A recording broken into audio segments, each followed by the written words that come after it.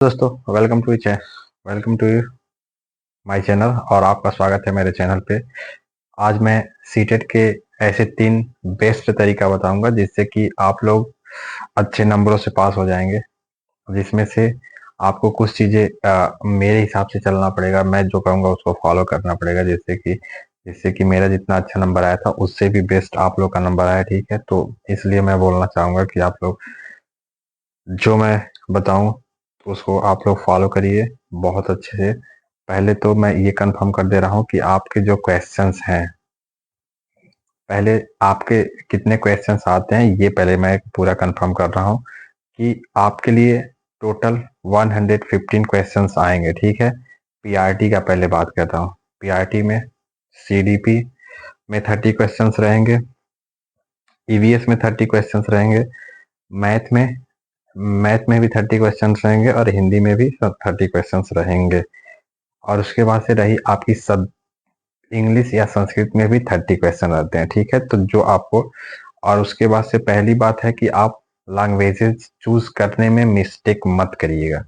अब ये इसलिए ना करिएगा क्योंकि लैंग्वेज फर्स्ट हो तो हिंदी रखिए, सेकेंड हो तो अपने जो फेवरेट हो, इंग्लिश हो या संस्कृत हो, उसको रखिए। ठीक है दोस्त, तो मैं आपके सामने एक चीज बताऊंगा कि ये कैसे अच्छे नंबर से गेन करें। सिर्फ प्राइमरी की पहले बात करूंगा, फिर 6 to 8 के लिए भी बात करूंगा। ठीक है, तो पहली बात है, आप तो सीडीपी के लिए सीडीपी के लिए जो मैंने वीडियो बनाया था कि सचिन सर या हिमांशी मैम या दीपक सर, जो भी आपको बेस्ट लगे वो सबसे अच्छे हैं और उनसे प्रैक्टिस करते रहिए। लेकिन मैं कहूँगा अगर आप हिंदी मीडियम से है तो सबसे अच्छा है कि आप सिर्फ और सिर्फ सचिन सर के पास जाइए।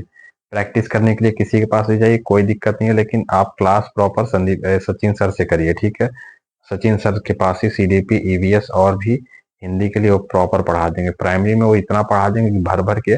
और उसके बाद से प्लस में अगर आपके पास कोई क्लास लेने की इच्छा नहीं है तो आप एक और काम कर सकते हैं।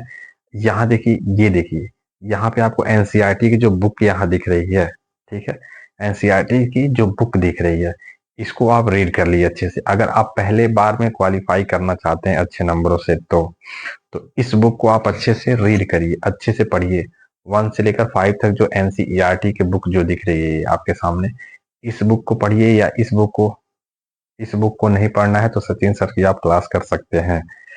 उसके बाद से रही बात आपको स्ट्रेटजी कैसे बनानी है, तो आपको प्रॉपर सीडीपी के लिए अच्छे नंबर, सीडीपी मतलब 19 नंबर तक आते हैं। ठीक है, टोटल मिलाकर प्राइमरी में 19 नंबर तक सीडीपी आते हैं, तो आप लोग अच्छे से। और मैथ के लिए जो 15 नंबर मैथ आते हैं वो सिंपल आते हैं कि आप अगर प्राइमरी के मैथ ले लेंगे ना, प्राइमरी के 1 2 3 4 5 की क्लासेस जो एनसीईआरटी की मैथ है उसको आप पढ़ लेंगे तो आपको वहीं से सब क्वेश्चंस फंस जाएंगे। ठीक है, और उसके बाद से रही बात मैथ के लिए हिंदी, तो आपको प्रॉपर वे में हिंदी जो बुक्स दिखाया हूँ। और उसके बाद से एक चीज आपके सामने, ये जो स्क्रीन पे मैंने दिखाया है कि इसे रटना है या समझना है, तो पहली बात ये गलती मत करिएगा आप कि आप पहले इसको समझने की पूरा पूरी कोशिश करिएगा। क्योंकि अगर आप इसे समझ लेंगे, ठीक है, अगर आप क्या करेंगे, अगर आप इसको अच्छे से समझ लेंगे तो आप बहुत बेस्ट कर जाएंगे। जैसे जैसे बड़े बड़े क्वेश्चन होते हैं रट्टू तोता से नहीं होते हैं। ठीक है, पहली बात तो आप क्या करिएगा, अच्छे से उसको समझने की कोशिश करिएगा। ठीक, रटने की तो बिल्कुल भूल मत करिएगा कि मैं रट के पास हो जाऊंगा, तो रट के आप पास नहीं बल्कि रट के फेल हो जाएंगे, ये मैं पूरे कंफर्म।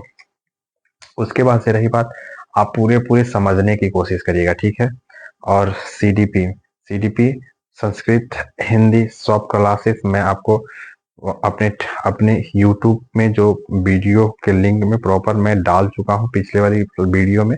और आपको इसमें मैं सिर्फ सजेस्ट यही करूंगा कि कैसे पास। और उसके बाद से 2 तरीका हो गया और तीसरा तरीका मैं बता रहा हूँ आपको। ठीक है, 2 तरीका तो बता दिया।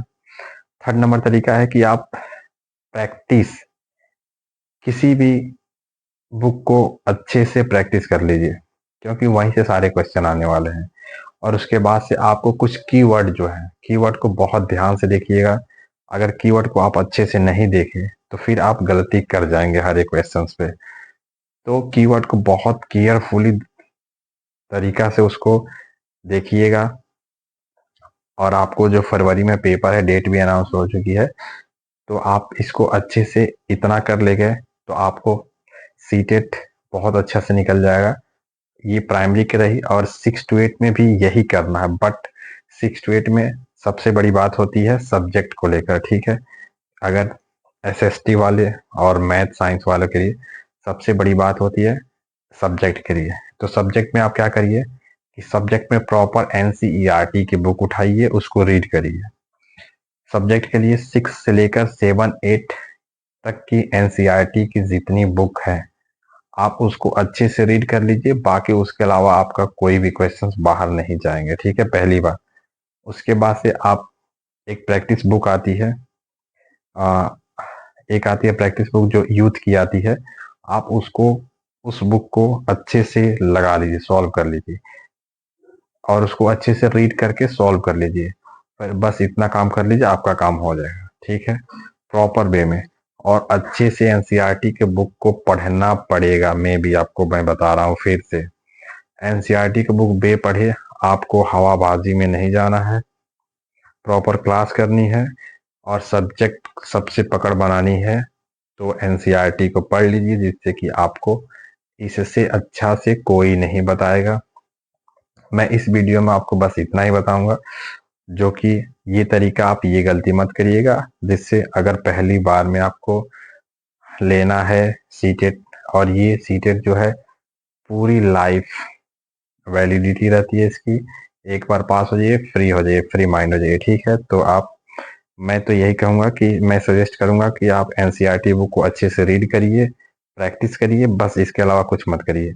उसके बाद से मैं बीच बीच में आपको आपको बताता रहूँगा। बट बीच बीच में मैं हमेशा आता रहूँगा आपके सामने। बस आप लोग को अच्छे से लगे रहिए, सीटेट में भी अच्छा आएगा और आपको सामने बीपीएससी का भी मौका मिलेगा। तो इसी के साथ टेक केयर, बाय। और आप लोग का ख्याल